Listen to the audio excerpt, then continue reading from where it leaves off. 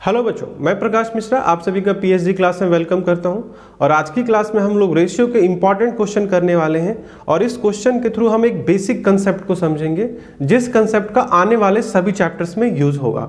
तो देखो, जो फर्स्ट क्वेश्चन है क्या कहा गया है इसमें, A's income is rupees 140 more than the B's income and C's income is rupees 80 more than the D's income.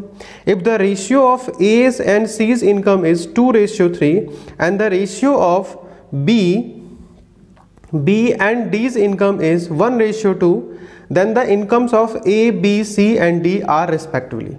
A की आय B की आय से 140 रुपये अधिक है और C की आय डी की आय से 80 रुपये अधिक है। यदि ए और सी के आय का अनुपात 2:3 और बी और डी के आय का अनुपात 1:2 है तो ए, बी, सी और डी के आय को ज्ञात करें।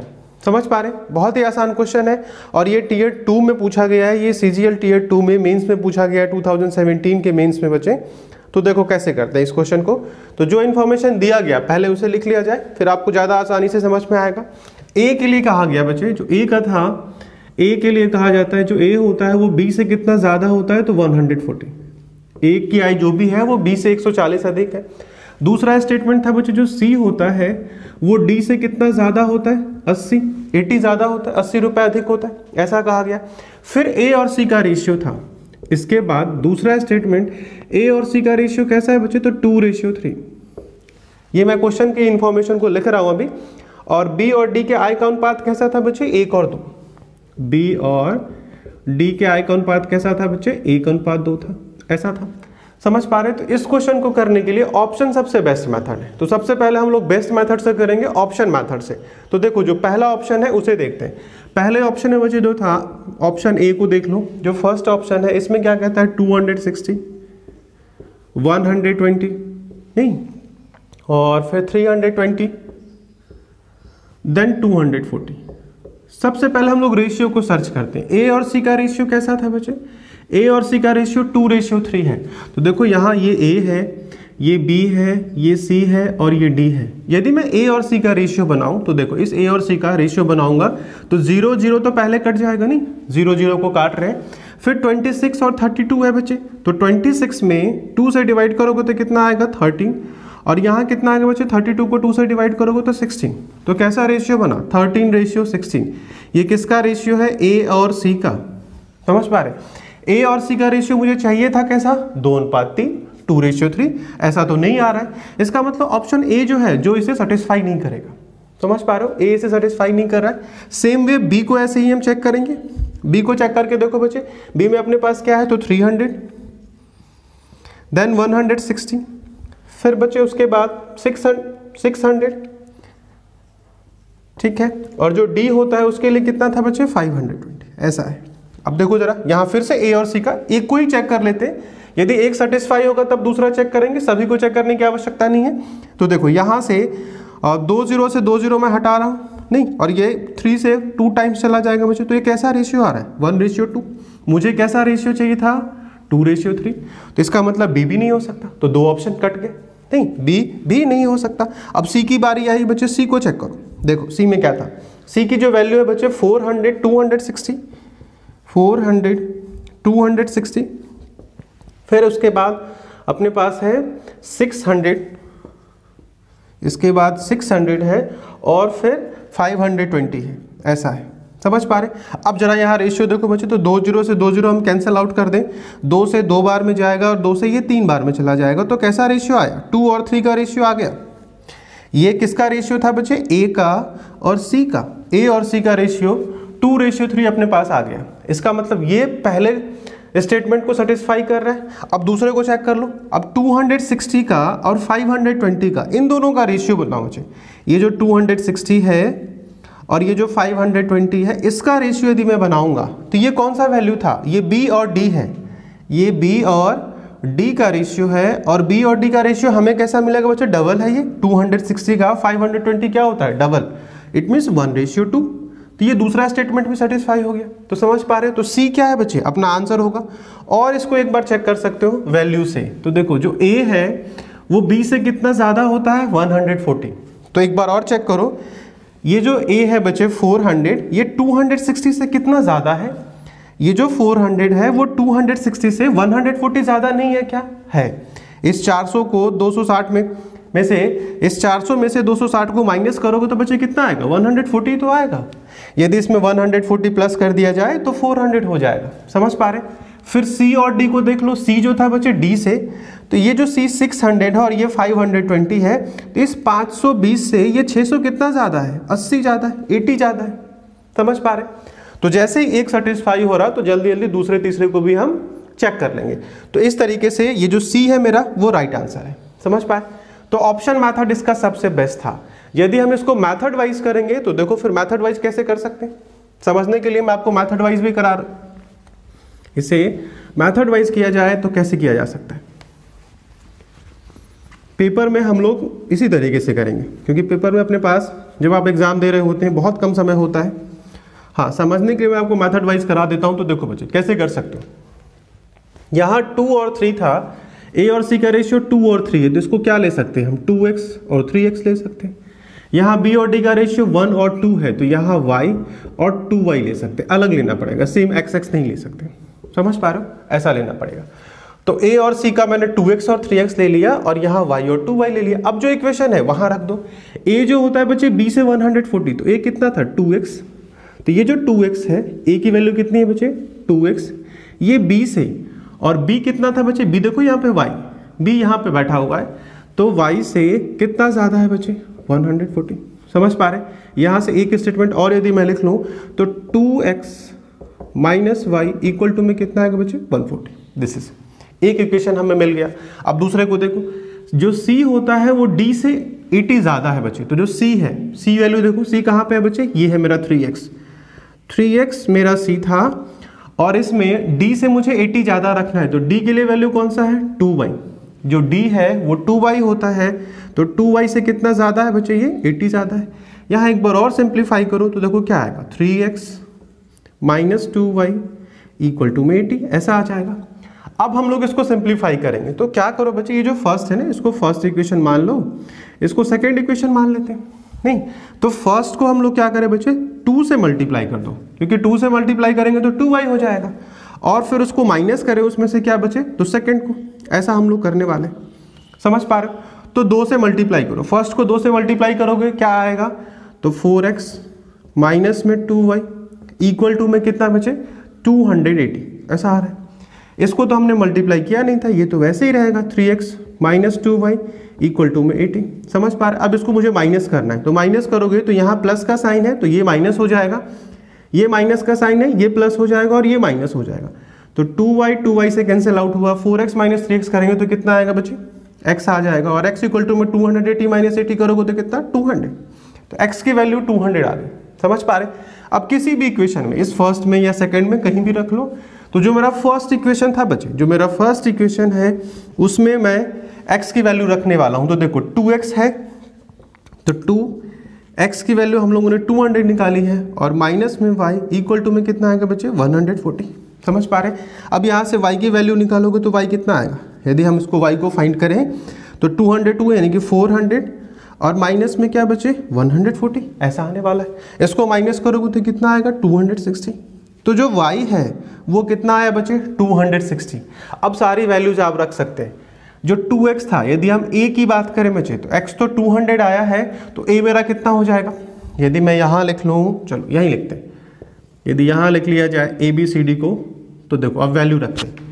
2x मेरा a था और x 200 आया है, तो 2x की वैल्यू कितनी हो जाएगी? 400। समझ पा रहे? अब उसके बाद जो b है बच्चे वो तो y है, b के लिए कौन सा वैल्यू है? y है। ये तो c था, तो b मुझे यहाँ से उठाना पड़ेगा। b के लिए y था, और y के लिए हम लोगों ने कौन सा वैल्यू निकाला है? 260। तो हियर इट इज 260। फिर c को देखो बच्चे, c जो है वो 3x है, c जो है वो 3x है, तो 3x की वैल्यू कहाँ से आएगी? x 200 था, तो 3x कितना हो जाएगा? 600। समझ पा रहे? अब जो d है बच्चे, d के लिए क्या था? 2y, और यहाँ y की वैल्यू कितनी है बच्चे? 260। तो 260 यदि y है तो 2y कितना हो जाएगा? 520। It is 520। समझ पा रहे? तो यही ऑप्शन था, यही मेरा सी ऑप्शन था। तो ये मेथड मैंने सिर्फ आपको समझाने के लिए कराया है। समझ पा रहे? आपको ऑप्शन मेथड से ही करना है, जो वेरी फर्स्ट मेथड था। समझ पा रहे? आइए बच्चे नेक्स्ट क्वेश्चन करते हैं। ए और बी के वेतन के योगफल और अंतर का अनुपात 11:1 है, बी और सी के वेतन के योगफल और अंतर का अनुपात 11:1 है, ए का वेतन सबसे अधिक और सी का वेतन सबसे कम है, तो 1,82,000 के कुल वेतन में बी का वेतन ज्ञात करें।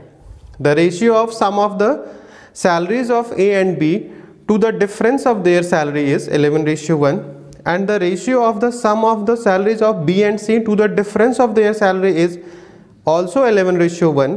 If A's salary is highest and C is the lowest, then what is B's salary given that total of their salaries is rupees 1,82,000। ये क्वेश्चन भी एसएससी में पूछा गया है बच्चे, नहीं ये भी सीजीएल का क्वेश्चन है और सीजीएल मेंस में पूछा गया है। तो देखो कैसे करते हैं इस क्वेश्चन को। अपने पास जो वैल्यू है A प्लस बी का, सबसे पहले हमें क्या बताया गया, ए प्लस बी का जो इनकम था और ए माइनस बी का जो इनकम है। ए और बी दो पर्सन है, दोनों के सैलरी का सम, दोनों के वेतन का योगफल और दोनों के वेतन का डिफरेंस अंतर हमें दिया गया था। और इसका रेशियो कैसा था बच्चे, सम का 11 और इसका कितना बच्चे 1। समझ पा रहे। अब इससे मुझे ए और बी को फाइंड करना हो, यदि मुझे यहां से ए और बी निकालना हो, अब a प्लस बी के लिए 11 रेशियो है बच्चे, a माइनस बी के लिए 1 रेशियो है। अब मुझे a और b फाइंड करना है, तो कैसे फाइंड कर सकते हो a और b का रेशियो, ये तो प्लस का था, ये माइनस का है, तो इससे मुझे अलग वैल्यू फाइंड करना पड़ेगा। a और b का मुझे सेपरेट वैल्यू चाहिए, तो कैसे आएगा बच्चे, तो इन्हीं दोनों को प्लस करके 11 + 1/2 और ये कितना बच्चे 11 - 1/2, ऐसे। समझ पा रहे। इससे हम a और b को रेशियो को फाइंड कर लेंगे। तो 2 से 2 बच्चे कैंसिल आउट हो जाएगा, 11 1 कितना 12 और 11 - 1 करोगे तो कितना 10। रेशियो बनाओगे तो कैसा रेशियो आएगा बच्चे, तो 6:5। समझ पा रहे, 6:5 बना। अच्छा ये हुआ कैसे बच्चे, ये रूल है, ये एक सिंप्लीफिकेशन का रूल है। यदि आपको x + y = में a हो और x - y = में b हो, ऐसा यदि आपको पता है, और x चाहिए तो x कैसे आता है बच्चे, दोनों का सम एंड हाफ, और y कैसे आता है तो a - b/2। समझ पा रहे। किसी दो संख्याओं का योगफल और किसी दो संख्याओं का अंतर, वही समान संख्या का योगफल और उसी समान संख्या का यदि अंतर आपके पास है, फिर दोनों को इंडिविजुअली, दोनों को अलग अलग फाइंड करना है, तो कैसे फाइंड करोगे, दोनों का प्लस एंड हाफ और दोनों का डिफरेंस और हाफ। समझ पा रहे। तो यही काम हमने यहाँ किया, 11 और 1 था, +1 एंड हाफ -1 एंड हाफ कर दिया। तो यहाँ से कैसा रेशियो बना बच्चे, 6 और 5 का रेशियो। समझ पा रहे। अब दूसरे को देखो, b प्लस में c की बात करें और b माइनस c की बात करें, तो यहाँ भी जो मेरे पास रेशियो था वही रेशियो है, 11:1। समझ पा रहे, सेम है। वैसे ही सेम प्रोसेस लगाएंगे तो b और c का रेशियो उसी तरीके से, जैसे हमने ये 11 + 1 11 - 1 और हाफ किया था, 2 से डिवाइड किया था, वैसे हम यहाँ करेंगे। तो यहाँ भी रेशियो कैसा आएगा बच्चे, 6:5। समझ पा रहे। तो यहाँ भी 6:5 और यहाँ भी 6:5। तो ए बी का और बी सी का ये दो रेशियो हमें पता चला। समझ पा रहे। अब देखो फर्दर कैसे करेंगे। यहाँ से मेरे पास क्या आया, चलो यहाँ मैं कर देता हूँ। ए और बी का रेशियो मुझे पता चला बच्चे, A/B ये कैसा आ रहा है, 6:5 नहीं, और B/C कितना आ रहा है बच्चे, ये भी 6:5 है। तो मैंने रेशियो के बेसिक में आप लोगों को समझाया था कि इसको कैसे कंबाइन करते हैं। तो कैसे कंबाइन करते हैं बच्चे, तो 6 को पहले 6 से मल्टीप्लाई करना पड़ेगा। यदि मैं A, B और C का रेशियो फाइंड करूंगा तो इस 6 को 6 से मल्टीप्लाई करूंगा, कितना आएगा 36। फिर इस 6 को 5 से मल्टीप्लाई करूंगा तो कितना आएगा 30। समझ पा रहे। फिर इस 5 को 5 से मल्टीप्लाई करूंगा तो कितना 25। ये A, B और C का अनुपात बना, कंबाइंड हो गया। अब टोटल देखो बच्चे, यदि मैं यहां से टोटल देखता हूं तो टोटल कितना होगा, 6 5 11 3 3 6 3 9 91। टोटल कितना आ रहा है बच्चे, 91 रेशियो। समझ पा रहे। और इस 91 रेशियो के लिए अपने पास वैल्यू है बच्चे 1,82,000 का, नहीं 1,82,000 का वैल्यू है, 1,82,000 का। तो मुझे ये बताओ 91 से ये 2 बार में नहीं जाएगा क्या, 2 बार में चला जाएगा। और एक अनुपात की वैल्यू कितनी हो जाएगी, 1:2,000। 2 बार में जा रहा था, 3 0 हम रखेंगे तो एक अनुपात कितना हो गया बच्चे 2000। आपसे पूछा क्या गया था, बी को बताओ, बी का कितना होना चाहिए था सैलरी, तो बी के लिए क्या रेशियो है बच्चे 30 रेशियो, 30 रेशियो है। तो बी के लिए 30 रेशियो है, तो 30 रेशियो कैसे निकालोगे, 30 इंटू में 2000 हम लोग करेंगे और अपने पास कितना आएगा बच्चे, तो 60,000। ये उसका आंसर है। समझ पा रहे। और कौन सा ऑप्शन इसका सही होना चाहिए, the option is B, option आगे पीछे हो गया तो बी इसका राइट आंसर है। समझ पा रहे? चलिए नेक्स्ट क्वेश्चन करते हैं। The prices of each article of types P, Q and R are ₹200, ₹300 and ₹400 respectively. Suresh buys each type of article in the ratio of 1:2:3 for the ₹200. How many articles of type Q did he buy? P, Q और R प्रकार की प्रति वस्तु की कीमत ₹200, ₹300 और ₹400 है। सुरेश इन वस्तुओं को क्रमशः 1:2:3 के अनुपात में खरीदता है और उसका कुल खर्च ₹2000 होता है, तो क्यू प्रकार की कितनी वस्तु खरीदी गई थी? ठीक बच्चे, 2019 में एसएससी कांस्टेबल जीडी में क्वेश्चन आया हुआ है। तो देखो कैसे करेंगे, बहुत ही आसान है। पी, क्यू और आर, यहाँ पी बच्चे रखते हैं, यहाँ क्यू और यहाँ आर। समझ पा रहे? और जो वैल्यू था बच्चे प्रत्येक वस्तु कितने का आता है? पी टाइप का जो वस्तु था वो ₹200 में आता है, जो क्यू टाइप का वस्तु है बच्चे वो ₹300 में आता है, और जो आर टाइप का वस्तु है वो कितने का आता है? ₹400 का। ऐसा ये बच्चे उसकी कीमत है, ये प्राइस है, ये हम लोगों ने कीमत निकाला, ये हम लोगों ने प्राइस लिखा यहाँ पे। अब जो इनकी संख्या होती है, जो इनकी संख्या है बच्चे, जो इनका नंबर है, इस रेशियो को क्या कहा गया? 1:2:3। It was 1:2:3। समझ पा रहे? तो थोड़ी देर को संख्या यही मान लो, मैं संख्या मान लेता हूं कि एक वस्तु P प्रकार की खरीदी गई, 2 वस्तुएं Q टाइप की खरीदी गई और 3 वस्तुएं R टाइप की खरीदी गई। मैं संख्याओं का भी यही मान रहा हूं, 1, 2, 3। देखते हैं क्या आएगा। तो खर्च कितना होगा बच्चे? यदि P प्रकार की वस्तु 1 खरीदी गई तो ₹200 की वस्तु यदि 1 खरीदी जाएगी तो उसका खर्च कितना होने वाला है? जो उसका खर्च होगा, जो उसका एक्सपेंडिचर होगा, एक वस्तु खरीदोगे जिसकी कीमत ₹200 प्रति वस्तु है तो कितने का खर्च आएगा? 200 का। समझ पा रहे हो? अब दूसरे को देखो, 2 वस्तुएं हमने खरीदी और प्रत्येक वस्तु की कीमत ₹300 है बच्चे, तो कितने का खर्च आएगा? 600 का। समझ पा रहे? 3 वस्तुएं खरीदी गई, प्रत्येक की कीमत ₹400 है बच्चे, तो कितने का खर्च आएगा? ₹1200 का। समझ पा रहे? अब इसको प्लस करके देख लो बच्चे, तो 600, 200, 800, 1200 कितना? 2000। तो टोटल खर्च कितना होने वाला है? ₹2000 का खर्च हुआ। क्वेश्चन भी कह रहा था कि कुल खर्च उसका कितने का होता है बच्चे? 2000 का। समझ पा रहे?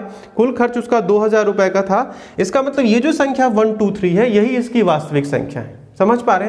तो क्यू प्रकार की कितनी वस्तु खरीदी गई, ये 2000 मैच कर रहा है। ये क्वेश्चन में भी था कि उसका कुल ₹2000 खर्च हो रहा है। इस वजह से ये जो संख्या आपने लिया है यही इसका वास्तविक संख्या भी है। तो क्यू टाइप में कितनी वस्तु है बच्चे? 2। क्यू प्रकार की वस्तु कितनी खरीदी गई? 2 खरीदी गई। समझ पा रहे? यदि क्वेश्चन में ऐसा होता, थोड़ा और इसको ब्रॉड में समझ लें, यदि क्वेश्चन में मान लो 10,000 होता, क्वेश्चन यदि ये कहता कि कुल उसका कितना खर्च होता है? 10,000। मैं इस क्वेश्चन को दूसरे डायमेंशन से आपको समझा रहा हूं। मान लो क्वेश्चन में दिया गया होता कि उसको ₹2000 नहीं, उसको 10,000 खर्च होते हैं, तो यहां तो मेरा 2000 आ रहा है। यदि हम इसी संख्या को ले लें तो कितना खर्च आ रहा है बच्चे? 2000। और यदि क्वेश्चन कहता है कि ₹10,000 का खर्च हो रहा है तो 2000 का कितना गुना है बच्चे? ये 5 टाइम्स, 5 गुना। तो फिर मुझे देखना पड़ता कि इसका ये संख्या कितना गुना है बच्चे। तो 2000 का 5 गुना 10,000 होता है। तो 10,000 खर्च होने के सिचुएशन में ये भी संख्या यहाँ जो 2 दी गई बच्चे, ये संख्या कितनी हो जाएगी? तो 2 गुने में 5 यानी कि 10। समझ पा रहे? कीमत यहाँ सिर्फ बराबर था, 1 से गुणा करके आ रहा था, इसीलिए हमने 2 रख लिया। यदि यहाँ 10,000 खर्चा होता तो 5 गुना होता, और यहाँ की भी संख्या क्या करते बच्चे? 5 से मल्टीप्लाई कर देते, और नंबर फिर क्या होता? 10। समझ पा रहे? तो ये दूसरा क्वेश्चन मैंने इसी में आपको समझाया है। ऐसा क्वेश्चन भी आ सकता है। ठीक बच्चे, आओ नेक्स्ट क्वेश्चन करते हैं। What number must be added to each term to the ratio 169:289 to make the ratio 13:17? प्रत्येक पद 169:289 के अनुपात में कौन सी संख्या जोड़ी जानी चाहिए ताकि अनुपात 13:17 हो जाए? ठीक बच्चे, बहुत आसान है। देखो कैसे करते हैं क्वेश्चन। अपने पास जो पद है बच्चे 169, पहले क्या था? 169, और अपने पास दूसरा है बच्चे 289। क्वेश्चन कह रहा है कि इसमें कुछ प्लस करो। इसमें प्लस करने के बाद यहाँ हम क्या करें बच्चे? यहाँ कुछ प्लस कर दें, यहाँ मुझे कुछ प्लस करना है, और यहाँ भी कुछ प्लस करना है। दोनों में हम लोगों को प्लस करना है। और प्लस करने के बाद ये जो नया रेशियो है, यह रेशियो कैसा होना चाहिए? तो 13 और 17। समझ पा रहे? तो पहले इस क्वेश्चन को करेंगे कैसे, वो मैं डायरेक्ट आपको समझाऊं। तो यहाँ देखो बच्चे, यहाँ डिफरेंस कितने का है? 169 और 289 में जो डिफरेंस है बच्चे, जो अंतर है जो डिफरेंस है, अंतर है, वो कितने का है? 120 का। समझ पा रहे हो? और यहाँ कितने का अंतर है बच्चे? 13 और 17 में अंतर डिफरेंस कितने का दिख रहा है हमें? यहाँ डिफरेंस कितने का है बच्चे? तो 4 का। नहीं, तो इस डिफरेंस को इक्वल करना पड़ेगा, दोनों डिफरेंस हमें बराबर करना पड़ेगा। तो यहाँ 120 था, तो इस 4 को भी मुझे 120 बनाना पड़ेगा, इस 4 को भी 120 बनाना पड़ेगा। तो किससे गुना करें बच्चे? 30 से। 4 को यदि 30 से गुणा कर दिया जाए तो यहाँ कितना आ जाएगा? 120। तो मुझे सेम डिफरेंस बनाने के लिए, एक समान अंतर लाने के लिए मुझे इसको 30 से गुणा करना पड़ेगा। तो मैं क्या करूंगा बच्चे? इसको 30 से मल्टीप्लाई करूंगा। समझ पा रहे हो? अब 30 से मल्टीप्लाई करो, 30 से करोगे तो कितना आएगा बच्चे? 390। समझ पा रहे? और 17 को 30 से गुना करेंगे तो कितना हो जाएगा? 510। अब जरा इसका डिफरेंस चेक कर लो एक बार, समझने के लिए, जरूरत नहीं है लेकिन फिर भी समझने के लिए। यहाँ डिफरेंस कितने का आ रहा है बच्चे? 120 का। समझ पा रहे? यहाँ आपको 120 का डिफरेंस मिल गया और यहाँ भी 120 का डिफरेंस था। अब आपको देखना है कितना हमने प्लस किया है इसमें। अब आपको ये चेक करना है इस 169 में क्या प्लस कर दिया गया जिससे ये 390 हो गया। समझ पा रहे हो? रेशियो सेटिस्फाइड फॉर्म में पहुंच चुका है। तो 169 में हमने क्या प्लस किया जिससे ये 390 हो जाएगा बच्चे? तो माइनस कर दो, इस 390 में से 169 को माइनस करोगे तो क्या आएगा बच्चे? तो 221। समझ पा रहे हैं? इसमें 221 प्लस किया जाए तो हम लोग 390 पहुंच जाएंगे। यदि 289 में यदि हम लोग 221 को प्लस कर दे बच्चे तो फिर हम कहां पहुंच जाएंगे? 510 पे। तो कौन सी संख्या दोनों में प्लस की गई बच्चे? तो 221। समझ पा रहे हैं? अब एक बात और इसमें समझने वाली है कि हमने डिफरेंस को इक्वल क्यों बनाया? नहीं, तो ये बच्चे संख्याओं का नेचर होता है। संख्याओं का नेचर कैसा होता है? ऐसे समझो, मान लो जैसे 10 है, एक संख्या 10 है मेरे पास और दूसरी संख्या 20 है। दोनों में कितने का अंतर है बच्चे? यदि दोनों के अंतर को देख लो, डिफरेंस को निकालो, तो दोनों में अंतर कितने का है? 10 का। नहीं, दो संख्या 10 और 20, कोई सी भी संख्या आप रख सकते हैं यहाँ पे।